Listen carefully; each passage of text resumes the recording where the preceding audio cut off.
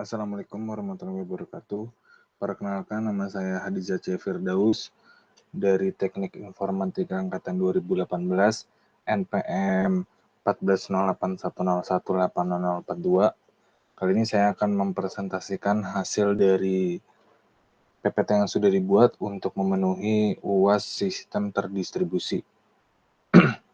Yang pertama, judul dari PowerPoint-nya adalah Distributed Object Based System, yaitu yang dikerjakan oleh kami, adik saya Hadisa C. Firdaus, Diki, dan Muhammad Fahrio. Kemudian untuk submateri yang akan dibahas atau daftar isinya adalah yang pertama arsitektur, yang kedua adalah proses, yang ketiga komunikasi, yang keempat naming, yang kelima itu sinkronisasi, yang keenam konsistensi dan replikalisasi, yang ketujuh toleransi dan kesalahan, yang kedelapan keamanan, dan yang kesembilan adalah kesimpulan. Kita masuk yang pertama, yaitu adalah arsitektur. Distributed object yaitu adalah orientasi objek itu kemampuan alami untuk membangun perangkat lunak menjadi komponen yang terdefinisi dengan baik dan independen. Kemudian orientasi objek mulai digunakan untuk mengembangkan sistem terdistribusi sudah mulai pada tahun 1880-an. Fitur-fitur utama yang ada dari suatu objek yaitu yang pertama merangkum data atau state, yang kedua adalah operasi data atau metode. Kemudian ini ada contoh dari distributed object. Kemudian ada objek waktu kompilasi, yaitu menggunakan objek waktu kompilasi lebih mudah untuk membangun aplikasi terdistribusi. Dan kelemahannya objek waktu kompilasi adalah ketergantungan pada bahasa pemrograman tertentu. Jadi nggak bisa menggunakan bahasa pemrograman yang lain, jadi hanya bisa menggunakan bahasa-bahasa pemrograman yang memang bisa dikhususkan untuk melakukan ini. Atau ada cara alternatif untuk membangun objek terdistribusi adalah dengan melakukan secara eksplisit selama runtime. Nah, terus selanjutnya ada objek persistent dan transient, yaitu objek persistent adalah objek yang terus ada meskipun saat ini tidak dapat dalam ruang alamat proses server apapun. Jadi dia selalu ada. Untuk objek transient, objek yang hanya ada selama server menghosting objek tersebut. Jika server itu keluar atau berhenti menghosting objek tersebut, maka objek pun akan hilang, tidak ada. Jadi ini ada ketika server ada selama menghosting. Kemudian ada contoh pada Enterprise Java Beans, yaitu bahasa pemrograman Java telah membentuk dasar untuk berbagi sistem dan aplikasi tersebut. Atau AZB adalah objek Java yang dihost oleh server khusus yang menawarkan berbagai cara bagi klien jarak jauh untuk memanggil objek. Kemudian ada contoh pada Enterprise Java Beans, ini di sebelah kiri ada gambarnya localhost, yang di atasnya ada container, kemudian ada server, service. Layanan umumnya adalah pemanggilan metode jarak jauh atau RMI. Kemudian ada akses basis data, kemudian ada penamaan, pengiriman pesan, dan pengiriman pesan. Untuk jenis AGB di sini adalah yang pertama ini AGB yang pada ada di kontainer ini. Yang pertama itu ada stateless session beans, kemudian adalah stateful session beans, kemudian yang ketiga ada entity beans, yang keempat adalah message driven beans. Untuk contoh pada globe distribute share object, globe di sini adalah sistem di mana skalabilitas memainkan peran sentral.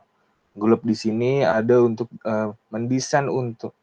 didesain untuk semua aspek yang berhubungan dengan pembangunan sistem area luas yang berskala besar yang dapat menampung sejumlah besar pengguna dan objek. Kemudian perbedaan globe dengan sistem berbasis objek lainnya adalah di dalam globe, objek juga diharapkan untuk merangkum implementasi kebijakan yang menentukan distribusi status objek di beberapa mesin. Kemudian kita masuk ke bahasan yang kedua, yaitu adalah proses. Di sini ada server objek. Server objek yaitu server yang dirancang untuk mendukung objek terdistribusi. Perbedaan antara server objek dengan server lain adalah server objek tidak menyediakan layanan khusus. Dan untuk server lain itu yang dia lebih tradisional. Server objek bertindak sebagai tempat di mana objek hidup. Objek terdiri dari dua bagian. Yang pertama, data yang mewakili statusnya, dan yang kedua adalah kode untuk mengeksekusi metodenya. Untuk alternatif pemanggilan objek sendiri ada beberapa pendekatan, ada 3. Yang pertama ada pendekatan secara sederhana, mengasumsikan bahwa semua objek terlihat sama dan hanya ada satu cara untuk memanggil objek. Yang kedua ada pendekatan yang lebih baik, yaitu server mendukung kebijakan yang berbeda. Kemudian yang ketiga ada pendekatan secara alternatif, di mana membiarkan objek setidaknya membagikan kodenya. Kemudian di sini ada adapter objek yang bisa dilihat dari gambarnya yang di sebelah kiri ini. Untuk kebijakan aktivasi yaitu keputusan tentang bagaimana memanggil suatu objek. Kemudian ada adapter objek, yaitu perangkat lunak yang menerapkan kebijakan aktivasi tertentu. Kemudian adapter objek memiliki satu atau dua lebih objek di bawah kendalinya. Adapter objek dapat mendukung kebijakan aktivasi yang berbeda hanya dengan mengkonfigurasi saat runtime. Next, yaitu selanjutnya ada komunikasi, pembahasan selanjutnya. Bidding klien ke objek. Ada 2, yaitu yang pertama ada pengikatan implisit dan pengikatan eksplisit. Untuk pengikatan implisit di sini, untuk yang di bagian A, di mana klien ditawarkan mekanisme sederhana yang memungkinkan memanggil metode secara langsung hanya dengan menggunakan referensi ke objek. Untuk pengikatan eksplisit di sini untuk di bagian yang B, di mana klien harus terlebih dahulu memanggil fungsi khusus untuk mengikat objek sebelum benar-benar dapat memanggil metodenya. Nah, selanjutnya ada pemanggilan metode jarak jauh statis dan dinamis. Yang pertama ini pendekatan secara statis, yaitu menggunakan antarmuka yang telah ditentukan. Kemudian yang kedua ada mengharuskan antarmuka objek diketahui saat aplikasi klien sedang dikembangkan. Untuk pendekatan dinamis yang pertama itu ada menggunakan panggilan metode saat runtime dan aplikasi memilih pada saat runtime metode mana yang akan dipanggil pada objek jarak jauh. Jadi ada perbedaannya. Di sini ada parameter passing yang bisa dilihat di sini. Kemudian ada Java RMI. RMI itu adalah Remote Method Innovation, yaitu di mana ada Java Distribute Object Model di dalam Java RMI, yaitu Java mengadopsi objek jarak jauh sebagai salah satu bentuk objek terdistribusi. Hanya ada sedikit perbedaan antara objek jarak jauh dan objek lokal, yaitu cloning objek lokal dan jarak jauh itu berbeda. Kemudian ada Java Remote Object Invocation, yaitu salah satu perbedaan antara objek lokal dan objek jarak jauh selama RMI adalah objek lokal itu adalah passed by value, sedangkan untuk objek jarak jauh yaitu passed by reference. Nah, objek jarak jauh dibangun dari 2 kelas yang berbeda. Yang pertama itu satu kelas berisi implementasi kode sisi server, yaitu kelas server, dan yang kedua adalah kelas lain berisi implementasi kode untuk kode sisi klien, yaitu kelas klien. Kemudian ada pesan berbasis objek, yaitu Cobra adalah spesifikasi terkenal untuk sistem terdistribusi pesan berbasis objek. Yang membuat pesan di Cobra berbeda dari sistem lain adalah pendekatan berbasis objek yang melekat pada komunikasi. Pendekatan ini menghasilkan bentuk pemanggilan menggunakan metode asinkron. Panggilan asinkron dapat dilakukan dalam dua langkah. Yang pertama, antarmuka asli yang diimplementasikan oleh objek digantikan oleh dua antarmuka baru yang akan diimplementasikan oleh perangkat lunak sisi klien saja. Kemudian untuk langkah yang kedua terdiri dari kompilasi antarmuka yang dihasilkan. Selanjutnya ada naming, yaitu ada Cobra Object Reference. Untuk dasar Cobra adalah cara objek yang direferensikan. Jadi ketika klien memegang referensi objek, ia dapat memanggil metode yang diterapkan oleh objek yang direferensikan.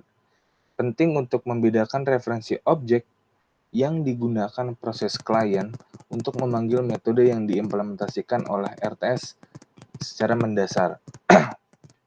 Bagian terpenting dari setiap IOR di sini, Interpretable Object Reference, yaitu dia dibentuk oleh apa yang disebut dengan tag profile di sini.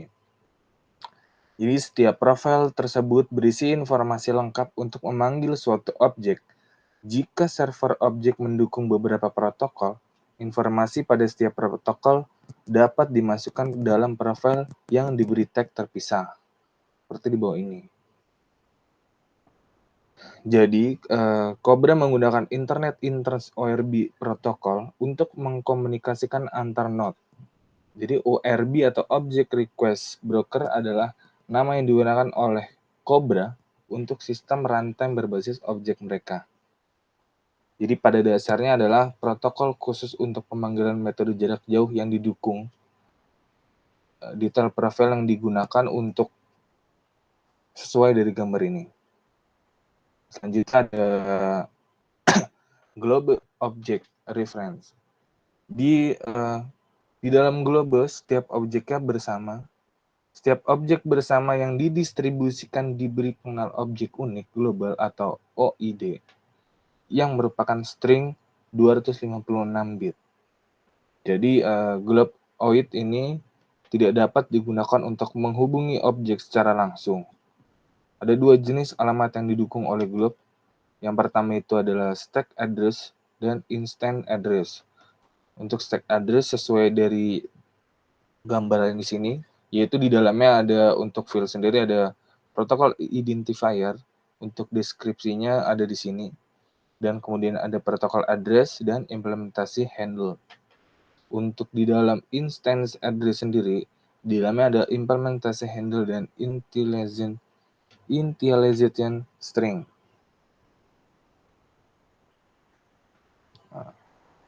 Kemudian selanjutnya ada sinkronisasi. Jadi di sini ada beberapa masalah terkait sinkronisasi dalam sistem terdistribusi yang khususnya untuk menangani objek terdistribusi secara khusus. Jadi fakta bahwa detail implementasi tersembunyi di balik antarmuka yang menyebabkan masalah ketika suatu proses memanggil objek jauh, ia tidak memiliki pengetahuan apakah permintaan itu akan mengarah pada pemanggilan objek lain. Sebagai konsekuensinya, jika sebuah objek dilindungi dari akses yang bersamaan, kita mungkin memiliki serangkaian kunci bersamaan, memiliki kunci bertingkat yang tidak disadari oleh proses pemanggilan, seperti gambar yang pada di A ini. Sebaliknya, ketika berhadapan dengan sumber daya data seperti file atau tabel database yang dilindungi oleh kunci pola aliran kontrol, sebenarnya terlihat oleh proses menggunakan sumber daya tersebut, seperti gambar pada B ini. Sebagai konsekuensinya, proses juga dapat memberikan lebih banyak kontrol saat runtime ketika ada yang salah, seperti menyerahkan kunci ketika yang telah terjadi kebuntuan. Jadi sesuai pada gambar di sini, mengikuti proses yang mengikuti pola pada gambar di sini.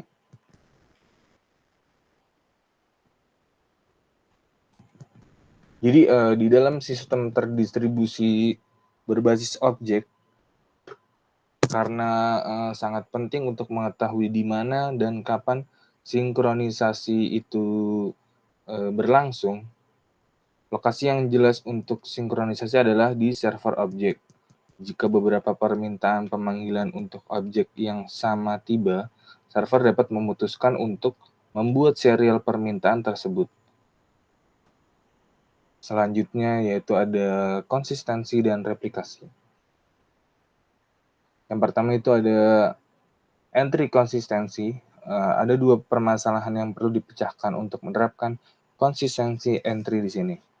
Yang pertama, kita memerlukan sarana untuk mencegah eksekusi serentak dari banyak pemanggilan pada objek yang sama. Kemudian yang kedua, dalam kasus objek yang direplikasi, kita perlu memastikan bahwa semua perubahan pada status objek yang direplikasi adalah sama. Nah, ini untuk contoh dari entry konsistensi, ada dua. Kemudian untuk di sini ada kerangka kerja yang dimana menggunakan pencegat untuk mereplikasi Java Beans untuk server J2EE. Jadi relatif sederhananya panggilan objek dicegat pada 3 titik berbeda. Yaitu yang pertama di sisi klien tepat sebelum pemanggilan diteruskan ke rintisan. Kemudian di dalam rintisan klien di mana intersepsi menggunakan bagian dari algoritma replikasi. Kemudian yang ketiga di sisi server terdapat sebelum objek yang akan dipanggil.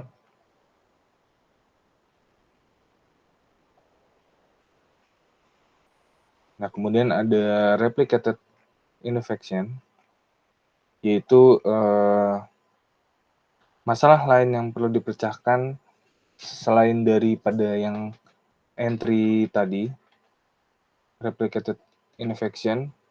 Jadi pertimbangan sebuah objek A memanggil objek lain B yang seperti gambar di sini. Jadi mengasumsikan objek B memanggil objek C. Jika B direplikasi, setiap replika B pada prinsipnya akan memanggil C secara independen. Masalahnya ketika C sekarang dipanggil beberapa kali bukan hanya sekali, jika metode yang dipanggil pada C itu akan terlalu lama. Nah, di sini esensinya untuk menyediakan lapisan komunikasi yang sadar akan replikasi di mana objek yang direplikasi itu dieksekusi. Ketika objek B yang direplikasi memanggil objek C yang direplikasi juga, permintaan pemanggilan pertama diberikan pengidentifikasi unik yang sama oleh setiap replika B. Pada titik ini,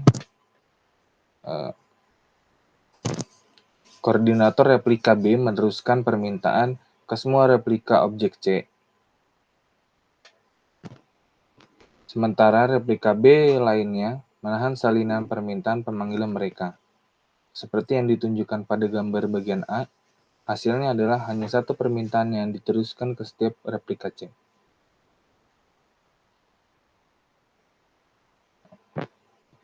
Mekanismenya yang sama digunakan untuk memastikan bahwa hanya satu pesan balasan yang dikembalikan ke replika B. Situasi ini dapat ditunjukkan juga pada bagian gambar yang ini, yang B. Seorang koordinator replika C memperhatikan bahwa ia berurusan dengan pesan balasan yang direplikasi yang telah dihasilkan oleh setiap replika C. Namun hanya koordinator yang meneruskan yang membalas replika objek B, sedangkan replika C lainnya menahan salinan balasan. Selanjutnya ada toleransi kesalahan, yaitu pendekatan dasar untuk menangani kesalahan dalam Cobra adalah dengan mereplikasi objek ke dalam grup objek. Ini ada contoh dari gambarnya. Jika pengikatan ke salah satu replika gagal, RTS klien dapat melanjutkan dengan mencoba mengikat ke replika lain. Untuk selanjutnya memilih replika yang paling sesuai. Untuk klien, prosedur peningkatan benar-benar transparan. Jadi ini contoh arsitektur.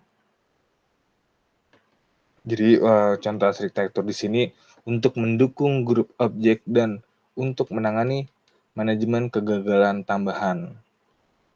Perlu untuk menambahkan komponen ke dalam Cobra. Salah satunya arsitektur yang mungkin dari versi Cobra yang toleran terhadap kesalahan yang tunjukkan pada gambar ini. Arsitektur ini berasal dari sistem eternal. Kemudian ada toleransi kesalahan Java, yaitu pendekatan yang dilakukan adalah memastikan bahwa mesin virtual Java dapat digunakan untuk replikasi aktif. Kemudian untuk replikasi aktif, menentukan bahwa server replika dijalankan sebagai deterministic finite state machine. Sayangnya, JVM tidak deterministik. Ada berbagai penyebab perilaku non-deterministik, yaitu yang pertama, JVM dapat mengeksekusi kode asli, yaitu kode yang berada di luar JVM dan diberikan kepada JVM melalui antarmuka. Kemudian yang kedua, ada data input mungkin tunduk pada non-determinisme. Yang ketiga, ada JVM yang berbeda akan menghasilkan output yang berbeda yang menunjukkan bahwa mesin telah direplikasi. Kemudian yang ke-8 ada keamanan, yaitu ada GLOB. Ada beberapa mekanisme yang digunakan GLOB untuk membangun keamanan, yaitu ada 3. Yang pertama itu setiap objek GLOB memiliki pasangan publik atau pribadi terkait yang disebut sebagai kunci objek. Yang kedua, setiap replika memiliki kunci replika terkait yang juga dibuat sebagai pasangan kunci publik atau pribadi. Yang ketiga, setiap pengguna juga diasumsikan memiliki pasangan kunci publik atau pribadi yang unik, yang dikenal sebagai kunci pengguna. Ini ada untuk secure method invocation dari GLOB. Selanjutnya ada keamanan untuk objek jarak jauh, yaitu pendekatannya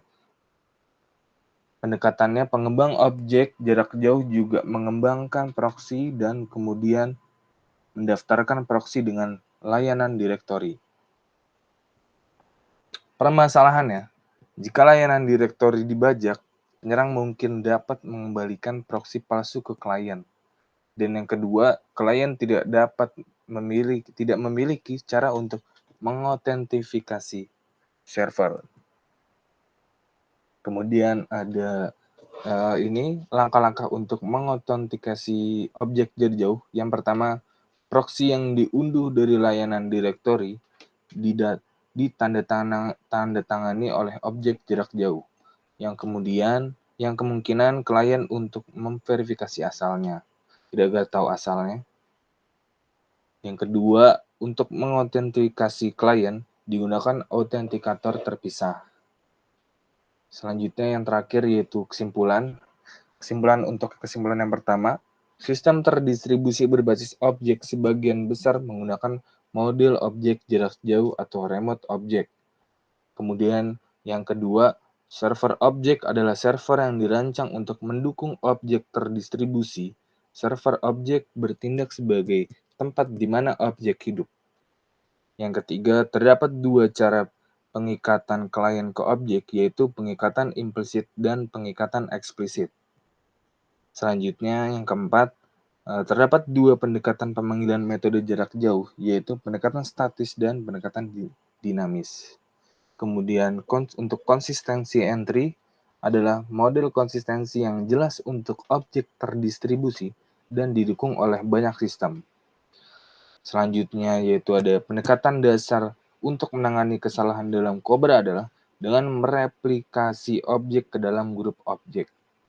Yang terakhir, selanjutnya ada keamanan dalam objek terdistribusi adalah gagasan untuk mendukung pemanggilan metode atau method invocation yang aman. Itu mungkin yang terakhir, dan sekian dari presentasi yang sudah dipaparkan. Kurang lebihnya mohon maaf. Assalamualaikum warahmatullahi wabarakatuh.